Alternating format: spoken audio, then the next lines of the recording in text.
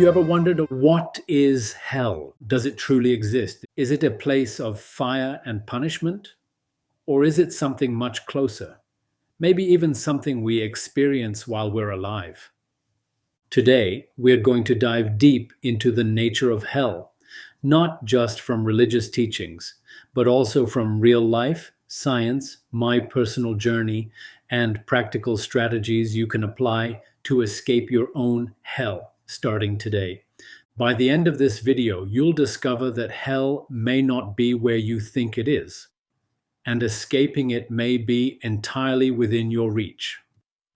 What is hell? Most people, when they hear the word hell, immediately imagine fire, flames, and torture, demons, and eternal punishment, a place beneath the earth where bad people go. This is how many religious traditions have described it. Christianity speaks of hell as eternal separation from God, a place of torment. Islam describes Jahannam, a place of intense suffering for those who reject truth. Hinduism speaks of Naraka, multiple hell realms where souls face the consequences of karma. Buddhism describes various hell realms as states of intense suffering, driven by attachment and delusion. But beyond these symbolic descriptions, hell may not just be a place after death. It may be a state of mind, something that we carry within us right here, right now. My personal encounter with hell. Let me take you back to 2009. I had built what looked like success from the outside. I had my own businesses, restaurants, salons, financial services, recruitment franchises. Money was flowing. Success was multiplying. But then came the 2008 financial collapse. Lehman Brothers fell. The world economy shook. Banks froze. Suddenly, everything I had built began collapsing, one business after another. In 2009, I declared bankruptcy. The empire I had built was gone. I was questioned by government agencies who couldn't believe how fast I had fallen. I faced shame, loss, guilt, and fear. And then came the health problems. I was hospitalized. Laying there, weakened in that hospital bed, I began asking the ultimate question: what is happening? Who is pulling my strings? Why has life turned into such suffering? That, for me, was a form of hell, and yet it was also the doorway to my awakening. Hell as a state of consciousness. Here's what I've come to realize. Hell isn't only some fiery place in the afterlife. Hell can be experienced every time we live in deep fear, anger, resentment, jealousy, shame, addiction, self-hatred, despair, constant anxiety about the future. Whenever I was consumed by my failures, by my losses, by my guilt, I was not living in peace. I was living in torment. That is hell. Classic story, the two wolves. An old Cherokee tells his grandson, inside you, two wolves are fighting. One is anger, envy, greed, arrogance, and fear. The other is peace, love, humility, and forgiveness. The grandson asks, which wolf wins? The elder replies, the one you feed. Hell is not imposed upon us. Hell grows inside us when we feed the wrong wolf. Let's bring it into today's world. 1. Addiction. People trapped in substance abuse often describe their lives as hell, losing family, health, dignity, and hope. 2. Mental illness, severe depression, anxiety, and suicidal despair feel like living in an inner prison. 3. Prisoners of greed. Some billionaires live in constant fear of losing wealth, obsessing over power, never finding peace. 4. Victims of anger and hatred. Wars, revenge, cycles of violence all grow from people living in their own mental hells. Scientific view, the brain's hell circuit. Even neuroscience supports this. Chronic stress floods the brain with cortisol. Fear and anger activate the amygdala, the survival brain. Prolonged emotional suffering rewires the brain into patterns of negativity, anxiety, and despair. Hell becomes a neural pathway, a mental habit loop that traps us.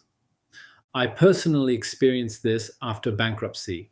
Constant mental loops of why me? What if? How could I let this happen? But here's the key: if the mind can build hell, the mind can also build heaven. Hell exists, but it's built by attachment. Almost every spiritual tradition teaches that attachment creates suffering. Attachment to ego, attachment to wealth, attachment to identity, attachment to outcomes. The Buddha said, life is suffering because of craving. In my own life, before my collapse, I was attached to status, control, success, external validation. When those things were stripped away, my suffering revealed itself. The purpose of hell. Now, here's where things become beautiful. Many teachers suggest hell isn't a punishment, it's a wake up call. Hell humbles us, hell strips away illusions, hell forces us to face our ego, hell creates the space for surrender. Hell, properly seen, can be the beginning of transformation. For me, my bankruptcy was my greatest spiritual teacher. It forced me to surrender control and begin my spiritual journey, reading the Gita, the Bible, the Quran, and the Guru Granth Sahib. Through hell, I found God. Now let's get very practical. Here are 10 real world ways I personally used and continue to use to escape mental, emotional, and spiritual hell. 1. Radical acceptance. The first step out of hell is to stop resisting reality. I had to accept, yes, I lost everything, but my life isn't over. Acceptance breaks the chains of denial. 2. Surrender control.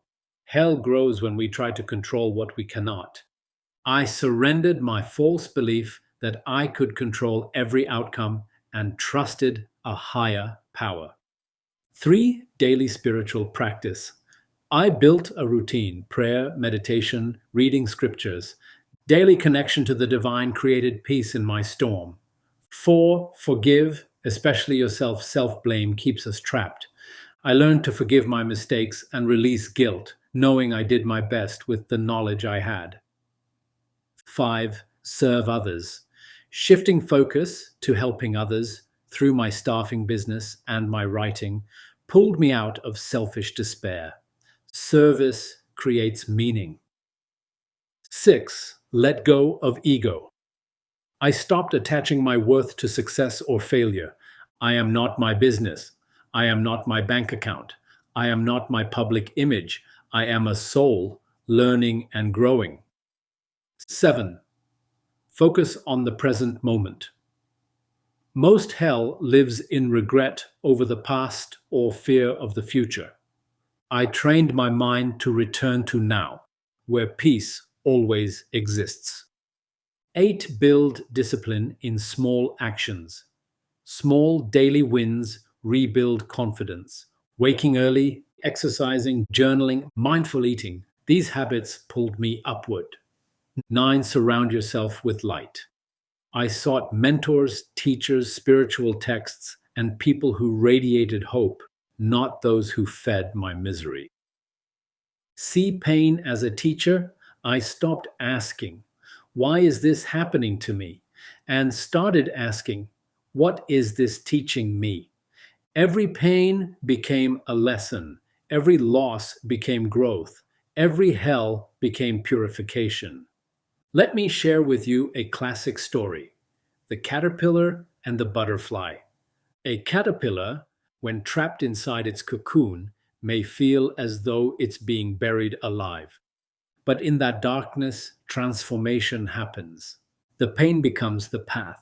Had my businesses not collapsed, I may never have discovered spirituality, written the gift, or entered healthcare staffing, a business that grew far beyond anything I previously imagined. Sometimes the worst thing becomes the best thing. What about hell after death? Now let's briefly address the question: does a literal hell exist after we die? Honestly, none of us know for sure, but what I believe is this: the more we carry guilt, hatred, anger, and ego into the next life, the more we may experience hell like realities. The more we carry love, forgiveness, surrender, and humility, the more we enter peace. Heaven and hell may not be distant locations, but states of consciousness that follow us, here and possibly beyond. Spiritual truth, the kingdom is within you. As Jesus said, the kingdom of God is within you. And by extension, so is hell. We create both by the thoughts we nurture, the emotions we feed, and the choices we make daily. So, let's recap. Hell isn't only a place after death, it's often a mental, emotional, and spiritual state. Fear, attachment, ego, and resistance fuel hell. Even science supports how prolonged suffering rewires the brain, but we have the power to escape. Through surrender, forgiveness, service, spiritual practice, discipline, and acceptance, we can rise out of hell. Hell may serve not as punishment, but as purification for the soul. True freedom comes not from escaping pain, but from transforming pain into growth. My final message. I went through my personal hell in 2009. I lost everything: money, status, security.